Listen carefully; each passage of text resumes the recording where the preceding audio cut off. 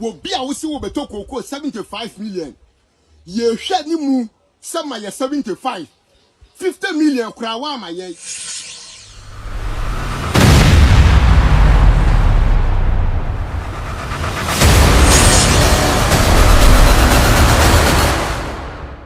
Force, if you don't have a house, please build one, because they would ask you that. Very, very strange bill conditions. I mean, never is out of the jurisprudence. You tell somebody that go and bring a house at the time when you know that he has filled the form that he doesn't know. In fact, you ask him, do you have a landed property in your name? He said no. They said, okay, you don't have property. That will be your bill condition. Ghana, my happy home. Anyway, the Honorable Adom is here. He's Member of Parliament for Forikrom. We're going to talk about cocoa politics now. Cocoa has always been political, actually. From the 1960s, CPP have used this, UP have used it. Cocoa was the reason why the NLM was formed. You remember that the National Liberation Movement of Bafo Sakoto formed it on the back of cocoa farmers and their grievances. So since then, every government has hoped that they will align with cocoa farmers. There's a video trending on social media that suggests that cocoa farmers are not happy. Some people have said it's an NPP orchestrated video. Maybe it is, maybe it's not. This is how it looks like. Will be a wisi will be cocoa 75 million. Ye shed ni mu some 75. 50 million krawama ye. Just 200 Ghana cedis. 2 million. Went me and find cocoa. And in Guasie, Council of State for no, and Penifona would don't go past half for no. Me papa, me was familiar or one coming family, but 1 1. And 1 2 for. So we didn't show and throw a new Akasa. And I'm coming your follower, and so we can see my hammer. Me comment you, me like you, me show video. I don't care. They cannot care. Dollar confirm, $1 dollar na media, dollar gumifie, dollar e gumifie, dollar confirm one. No bomba yourself dollar back confirm. See the impossible. Yeah, the dollar na toko go. What shall we afford? What promise ye? Threatening bamisho. Mo pemi acheme me nam we min kwa na me kwafo me nkwa e risky koko mudi kodi sika kikirikie mudi koko kodi. Why dare you me ame brano owurade nya me? Why dare you ade 200 Ghana cedis anuru mudi tu koko mu mo trateme me kwaka mo trateme mo mecheme mo kume ya mo pano mo nya ya bre opiafo ya bre e yan pasasa ya bre. Anyway, it's 25 minutes at the top of the hour, 11 o'clock. So Honorable Adom, they said this video is MPP orchestrated, but we'll get into the details and find out. How much did the MPP government pay the individual cocoa farmer who has 1 sack of cocoa? How much did you buy that sack for? Paul, good evening and good evening to your viewers.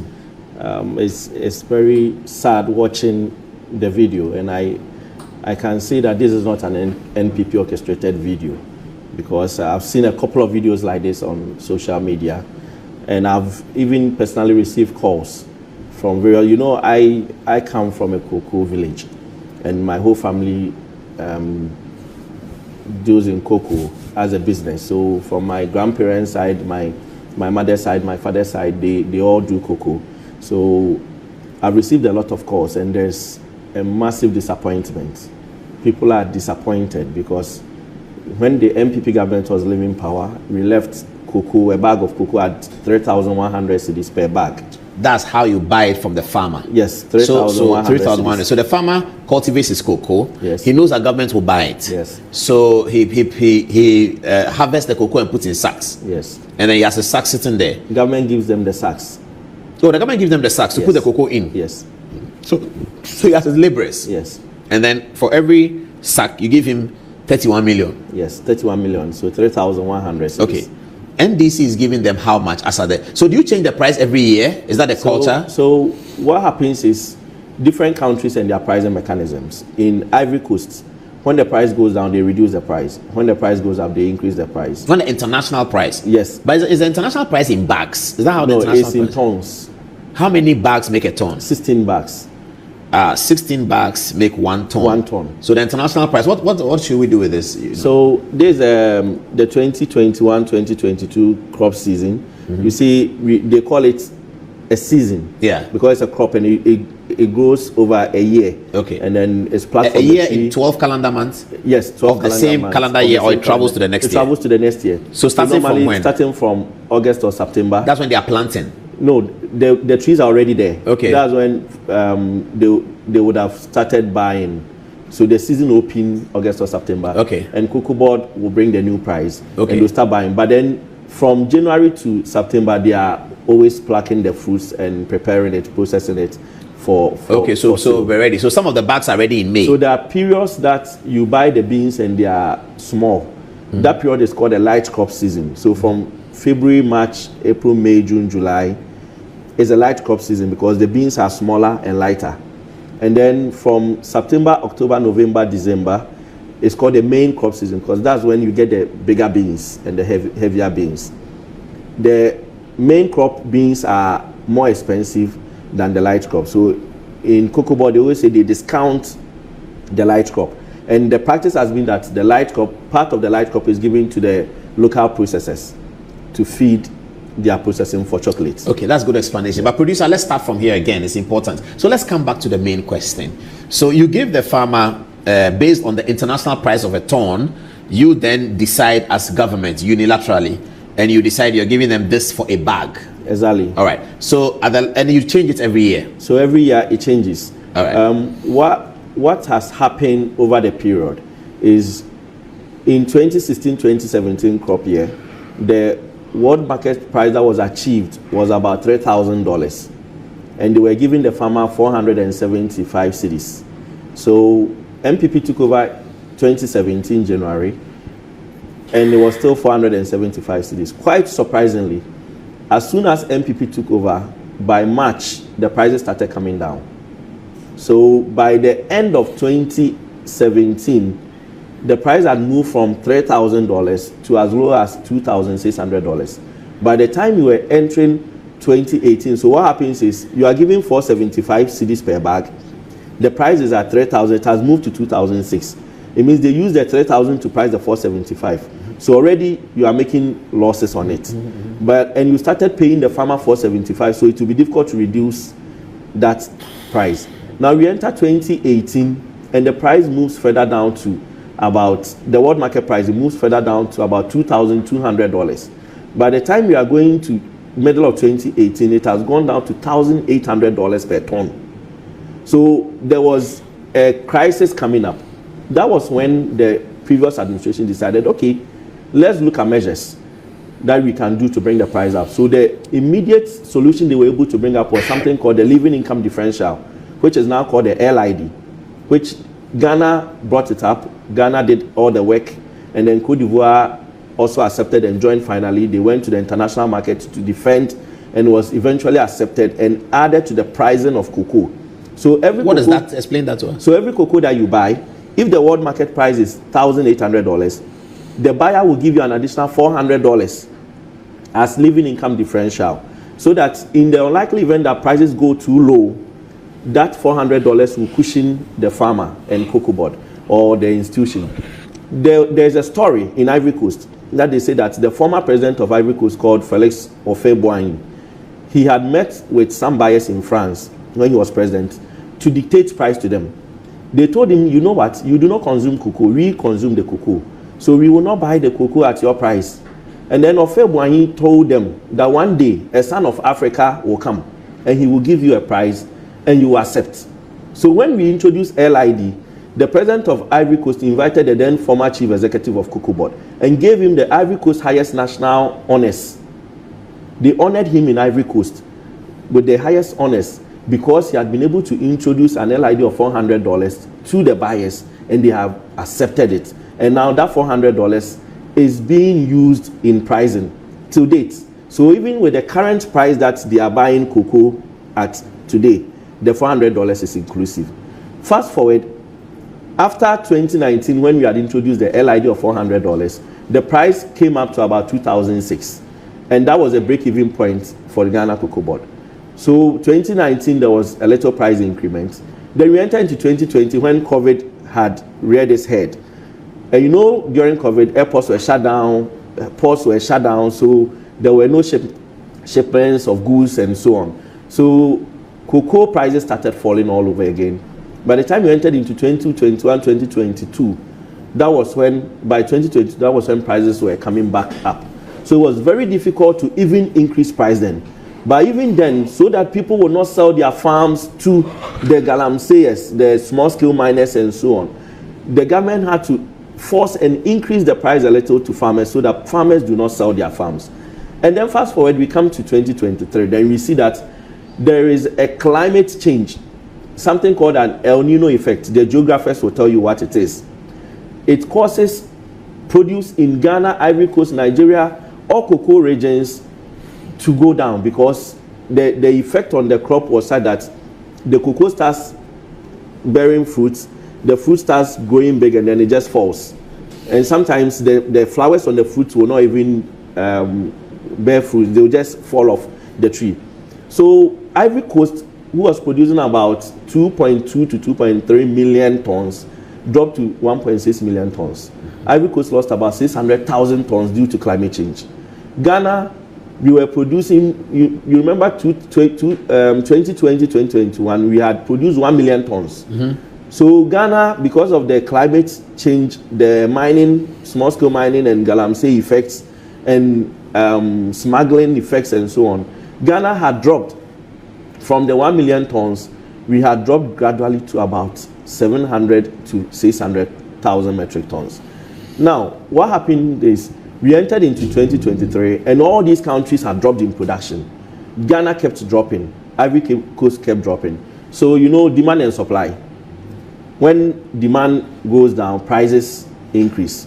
When supply of products go down, then prices will increase.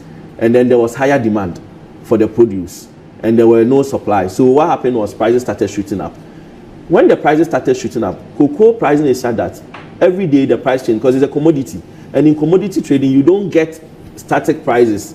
The prices are not the same every day. They change every day. So if price was $8,000 yesterday, today it can move to $8,200 or $7,000, depending on speculations and other factors.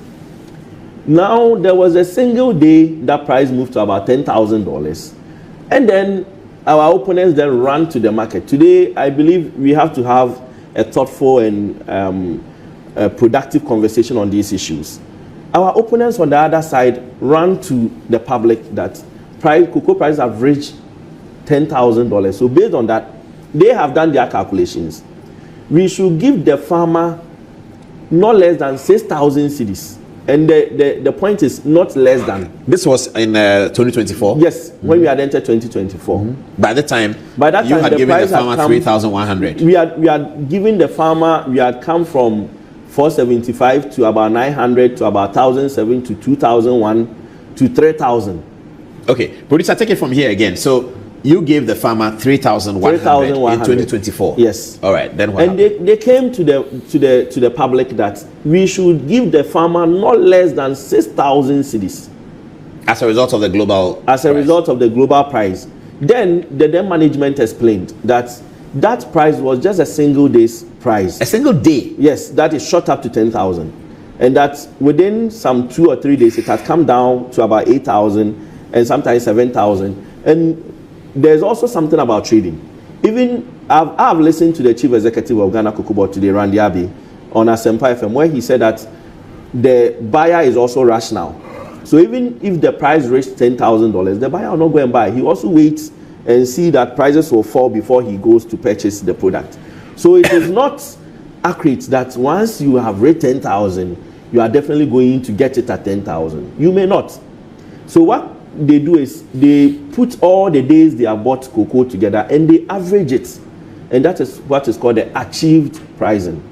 So in 2024, the achieved pricing for the year was about $4,850. And 4,000. Yes, and out of that $4,850, they gave the farmers about $3,100 in metric ton. If you translate it or if you change it to cedis, then or bags, then you are giving the farmer 3,100. So this is what you gave the farmer, and NDC were of the view that this is too low. You should be giving the farmer 6,000. Yes. And they promised they'll give the farmer 6,000. They promised they'll give the farmer 6,000. And quite interestingly, during the time, what surprised me was the fact that Honorable Adom-Otchere had been a board member of Cocoa Board before.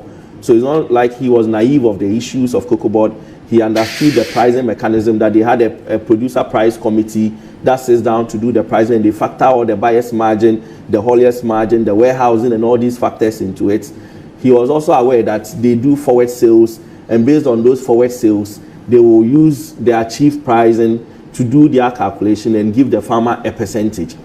Now, in that same year, if you subtract in dollar terms the amount in tonnage that they gave to the farmer and the achieved price, you realize that there was an amount of $1,700 left for administrative costs and all the other factors, including paying off even some of the debts that Cocoa Board was owing, because Cocoa Board had debt with liabilities with Bank of Ghana, the cocoa bills and so on that they had to pay.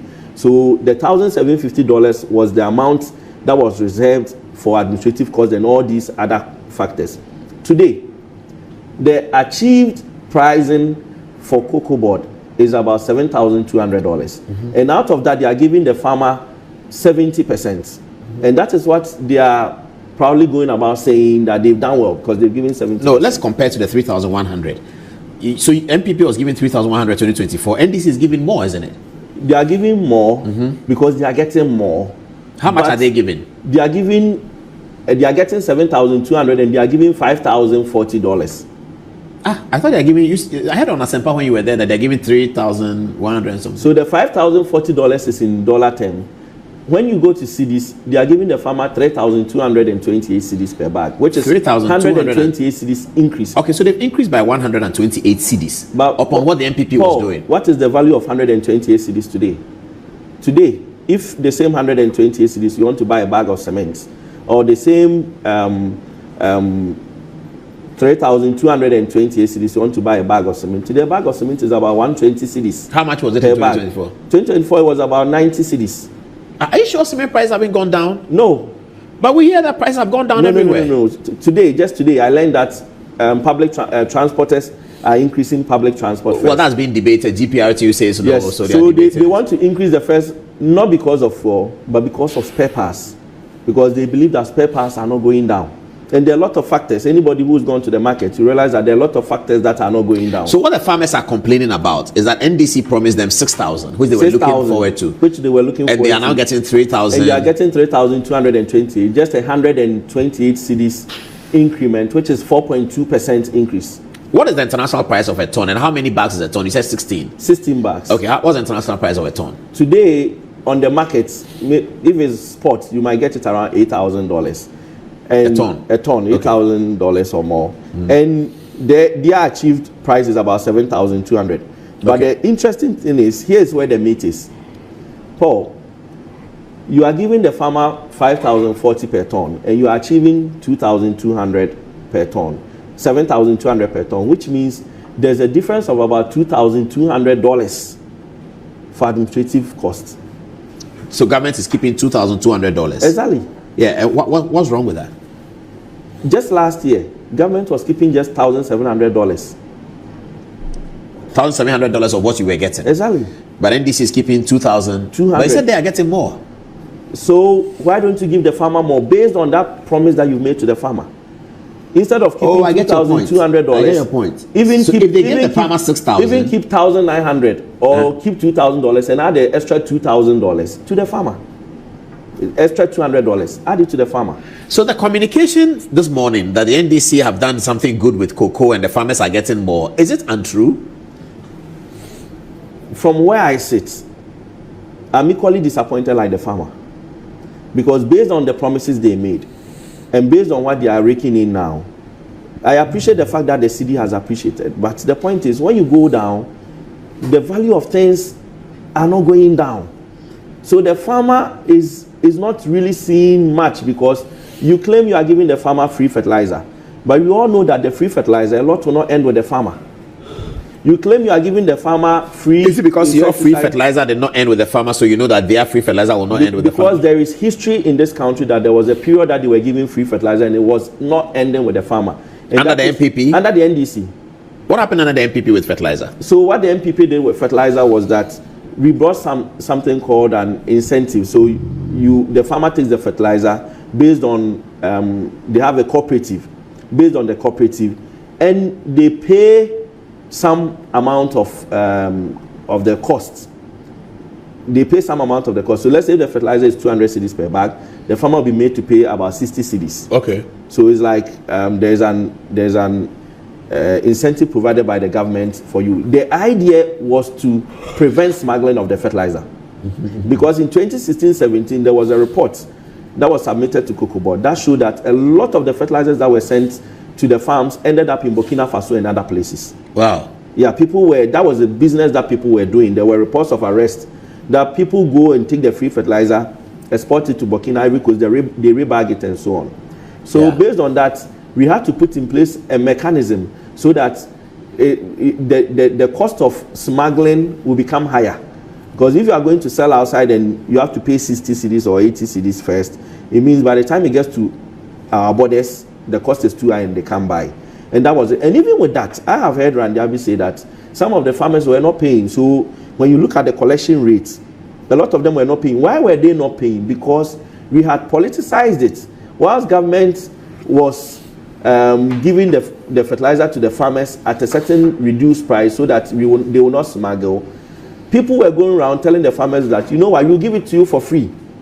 The moment that message enters the farmer's mind, it makes it difficult for him to pay. And that was one of the key issues. But one solution they brought was the cooperatives. They made the farmers form cooperatives, and the fertilizers were sent directly to the cooperatives. And today I've heard them saying they are still going to maintain the cooperatives. Quite interestingly, our administration, the NPP administration, brought a lot of measures in the cocoa industry, like the LID that I just gave the history. We brought production enhancement programs like pruning, pollination, and so on. We also brought the cooperative programs that they started. We started the early spraying and so on. There are a lot of them that I can go on and on. There's an IMF report, Paul, for July, which the IMF states in their report that on page 18 of the July IMF report on cocoa sector, the IMF says that production during the 2024-2025 season had recovered thanks to a more favorable climate and ongoing interventions to enhance productivity. So even the IMF admits that climate had become favorable in 2024-2025. Now, that is why production has turned around. And also the production enhancement programs, and IMF puts into bracket, example, artificial pollination, which was introduced by the NPP, it never existed. Mass pruning, which was introduced by the NPP, mass spraying and high-tech, which was introduced under President Kufuor. International cocoa prices have remained high. Cocoa Board is thus expected to honor the contracts rolled over. So IMF says that Cocoa Board is expected to roll over their contract because production now seems positive from the previous year, and those that originated in the current season, except for a small share already agreed on by buyers. So they've already agreed on by buyers that some will be, some of the rollovers will be paid this year, and the rest will go into other years. The IMF also says the new financial model, which reduces reliance on syndicated loans in favor of other trade financing options, appears to have reduced liquidity constraints, delivering faster payments to the farmers. And the IMF ends, Cocoa Board's cash flow is expected to remain balanced during the current season. Paul, what the IMF was trying to say is that the NPP government introduced a new financial model. You know, for 32 years, Cocoa Board was going for syndicated loan. We were going to borrow. Yes. So the former chief executive, quite interestingly, whenever we go to borrow, they give us an award for being one of the best borrowers. I see. Yeah. Very sad. It's sad. When he tells you the story, you shed tears. After we've gone for the syndicated loan, 1.10 we are celebrating in Ghana, they come to present an award to the management of Cocoa Board that you are one of our best borrowers. So this is your award. Keep borrowing. So he kept thinking that how can we stop this borrowing, because the borrowing also comes at a cost. there's a financing cost to it. So over the period, he kept thinking how we're going to stop borrowing, and they tried to develop concepts on how we stop borrowing. Quite fortunately or unfortunately, by the time we got to 2024, after COVID, financing became difficult. Interest rates across the world changed and so on. So getting access to financing was quite difficult. Going for syndication sometimes becomes a challenge. So in 2023, they went for syndication, but the interest rates they were getting were quite too high. Then 2024 February, they sent RFPs to the banks. The banks responded, and the interest rates were still high. By then, he had sat with his team and been able to develop a new financial model, because they realized when they go for syndication, the syndicated loan comes around November, December. That's the first tranche. It comes around November, December. So anybody who has been monitoring Cocoa Board, by December, they will say the cocoa syndicated loans have come in, getting to Christmas, and it pushes the cedi down a bit. So he realized between August or September, when the season opens, to December, the LBCs buy the cocoa and present it to Cocoa Board on their own, without money. And then when the syndicated money comes, they pay the LBCs. So he asked himself, why then do we have to go and borrow, and the money will come in December? Why don't you let the LBCs bring us the cocoa, and then when the cocoa comes, we ship it and let the buyer pay directly to us? So no loan. Rather than the buyer going through a bank before the money comes to us as a loan. So that is the new financial model, which started working last year and is still working today. Because I heard that the syndication was not possible because there's a bankruptcy issue. No, they sent RFPs, the banks responded, but the interest rates were not favorable. So you quite remember for 2025. For 2024, they tried the syndicated loan. It didn't fail. There was response, but then the former chief executive, had sat down with his team and analyzed the new financial model and realized it will work. So if you remember quite clearly, the then Minister for Finance had even come out to say that Cocoa Board will go for the syndication. That is current Minister for Finance? No, the then Minister for Finance, Honorable Amin Anta, yes. Amin Anta, yeah, and the then Minister for Agric, Honorable Brian Champon. They had come out to say Cocoa Board will go for the syndication. Even when Cocoa Board had come out to say they won't go for the syndication, because the ministers were privy to information that RFPs had come, but Cocoa Board felt they will save money based on their financial situation. They will save money if they don't go for the situation. They will be able to turn it around. So after a lot of consultations were done, the government decided, okay, let's try the Cocoa Board new model and see if it will work. This is the old government? Yes. And they did it and it worked. And today this government is using that same model. I've heard the minister and the new chief executive say that, I know they are playing politics with it. They are saying, we are trying it. We are also looking at alternatives in case it doesn't work. But so far, if they had plans to go for syndication, RFPs would have been sent in February.